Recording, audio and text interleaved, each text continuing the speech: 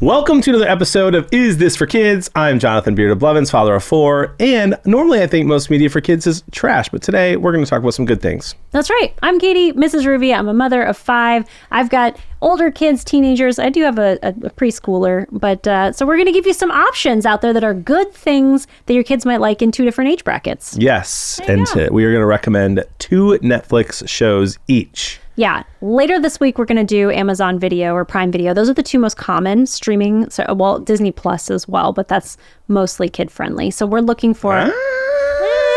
Not anymore. Okay. That's true, actually, because they brought in lots of, we're not, being weird. They've brought in a lot of, the Fox properties, et cetera. Just trust us. Yeah, there's just a lot of adult shows on Disney. Yada. Amazon today, Prime Video tomorrow. No, sorry, that was backwards. Today. I just said the same thing twice.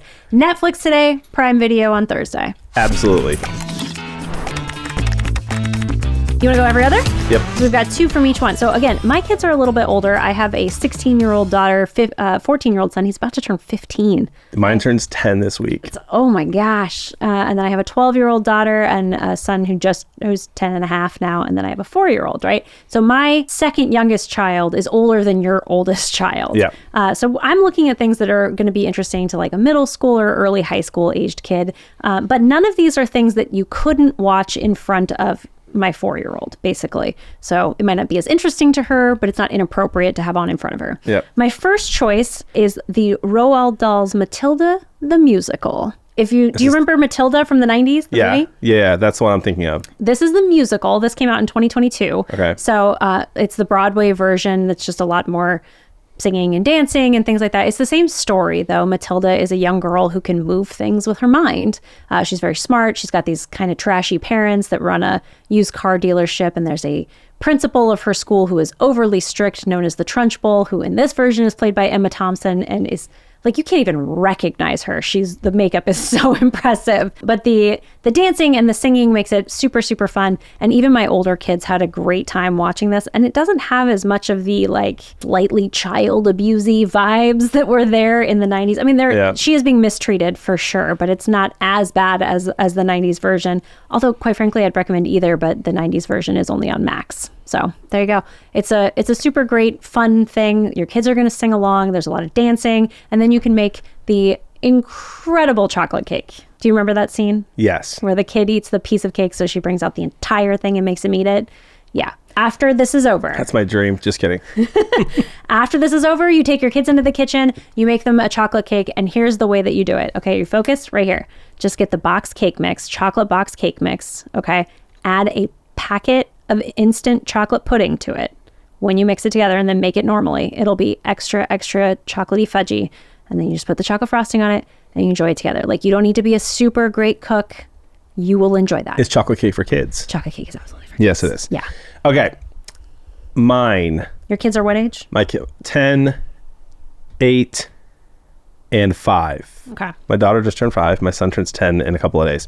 And so what my recommendations are going to be for kids that are 10, 11, 12 and under. Mm-hmm. Okay. A classic for you. Pokemon. Hear me out. As I was growing, everyone who's listening knows, if they either know what Pokemon is, or they watched it or played the video games. I could not wait when I had my first son to watch Pokemon with him eventually. We started watching it maybe when they were 8 and 6. And there's stupid and things like that in there. But overall, pretty awesome, amazing. It holds up. There is a new Pokemon, a 24th season on Netflix, Pokemon Master Journeys, that follows Ash Ketchum and Go as they travel the world searching for Pokemon for a research laboratory. Nice. And it's fun. It's fun for the parents because there's the nostalgia hit. It's super appropriate for kids. And they've got all of the old classic Pokemon in there still and some new ones as well. If your kids are into it at all. I mean, it's still massive. You know what else is massive? I knew you were going to say that. You're welcome. I set you up. The low taper fade. It's McDonald's still has their random Pokemon Happy Meal stuff. Kids are all into it, and it is so fun and so good, and the graphics are a little bit better. And I'm not really into anime, and I know a lot of anime nerds would say Pokemon's not. It is. It technically is an anime, and so if you are into anime, not a bad first anime for your kids to watch. Yeah. Pokemon Master Journeys on Netflix. And if you're looking for a post-watch thing to do, I highly recommend getting Pokemon Go on your phone. Yes. It is super fun. You're going to want to build up a whole big collection of Pokemon balls to catch them in, because if you have a young child, they're just going to waste them massively. But it's a super fun game, and it's a good way to get outside and have fun with your kids. And it's starting to get warmer, maybe a little, hopefully soon. Yep. Playing Pokemon Go with my sons was probably one of my favorite things I've ever done. I need to start playing with Kiara, because now the boys are the age where they're like, can I play? And it's nowhere near as fun. Yeah. It was so much more adorable, and they would just like let me do it and watch. And now they want to do it, and it's annoying. My husband got to a point with Pokemon Go where he bought our kids burner phones just so they could have Pokemon Go, and our entire family could go into a gym and like destroy the epic Pokemans or whatever. Genius. He had a great time with it. And it's not Pokemans, it's Pokemon. I know, I was being silly. Oh. Then we would take the burner phones away when we were done playing, but like then kids could go outside and play with us, and it was super, super fun, and we had a great time. So that's love it. Pokemon, still a classic, still holds up. Absolutely. All right. My next recommendation that is on Netflix, I think you're gonna be like, maybe. We did watch this with all of our kids, including our daughter's boyfriend, which is like the weirdest new part of my life. We watched Your Friend Nate Bargatze with our entire family on Netflix, sitting around Christmas time, and everybody had a great time watching it. My husband, now, if you don't know who Nate Bargatze is, he is a stand-up comedian. He is notoriously clean. Like, he does no swearing, no sex jokes. Like, this is his personality. Like, he's not doing it.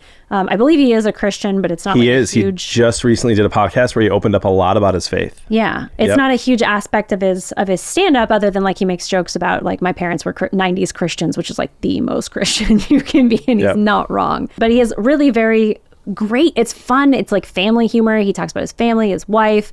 It's very, very funny. My husband and I thought it was hysterical. Now, the kids were a little like they would laugh mainly because we were laughing. But they're like, this isn't even funny, Dad or Mom. But they watched the entire thing with us, and they had a great time, and mostly making fun of us for thinking things was funny. But like if you have teenagers, having those opportunities to laugh together and even be the butt of the joke if they think you're just so old that you think that this is funny, it's great. Like, you don't realize how much you miss laughing with your kid until they're a teenager, and you're like, oh, you have a boyfriend, I never see you anymore. But like, it's just real fun, and it's a clean thing. The 4-year-old had no interest in it, but she sat through it anyway, pretended to laugh at the parts that we're all laughing at because she thought it was fun. And it's just so clean that like there's nothing objectionable there.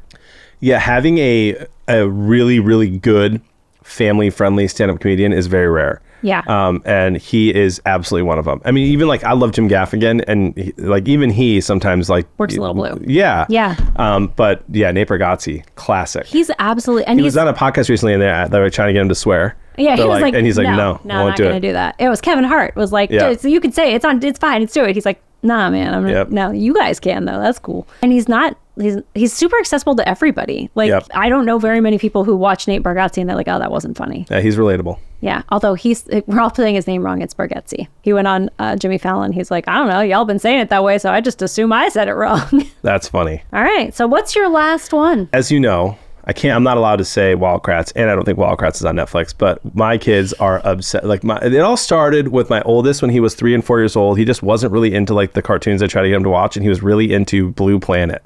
Like, just loves animals. We're taking him to the aquarium for his birthday. And there is a show with Bear Grylls called You versus Wild. Wait, that's how you say that? I always said Grylls. No, it's Bear Grylls. Really? Yeah. Oh, man. Yeah, and it's called You versus Wild. Your 3, 4, 5, 6-year-old probably not going to be that interested in it, but maybe like if they're into animals. But it's this cool, like, remember those books where you can kind of pick your own adventure? It's Choose Your Own Adventure on Netflix with Bear Grylls. Yeah. And so which bug should he eat? How would you survive in this situation? What should you do next? And it's a really fun family interactive show that you can watch with kids of all ages. Bear Grylls, You versus Wild. And when he says like choose your own adventure, it's very, did you watch Black Mirror Bandersnatch? No. That was like the first one that Netflix did where you could like, thing comes up on the screen and you have to use your remote to pick which one you want to do. This is that, but for a kid-friendly environment. Yep, and you can go back. You can go back and like do the other thing, and so it's a super fun thing. And it's not the same every time. No, yeah, and it gets your kids like involved, and you can have fun conversations and laugh, and yeah, it's a great show. Yeah. So not everything on Netflix is out to destroy everything like you think. Exactly. Yeah, we are super happy to go through these things for you. Hey, if they wanted to look at some of the other Netflix shows that we have, we looked at Leo before that we had great reviews on. We have lots of those kinds of things out there. Where would they find those if they wanted to? Go to isthisforkids.com on YouTube. It's all categorized into what you would want it to be. So it's very easy to access and find what you're looking for. We're also very active on Instagram, so make sure you follow us over there. Give us a comment and say that you're following because we just told you to. That would be so We'll fun. love it and respond. Hey, there is just so much content for us to wade through as parents. I'm Jonathan Beard of Blevins. I'm Katie, MrsRuvi. Let us help you decide. Is this for kids?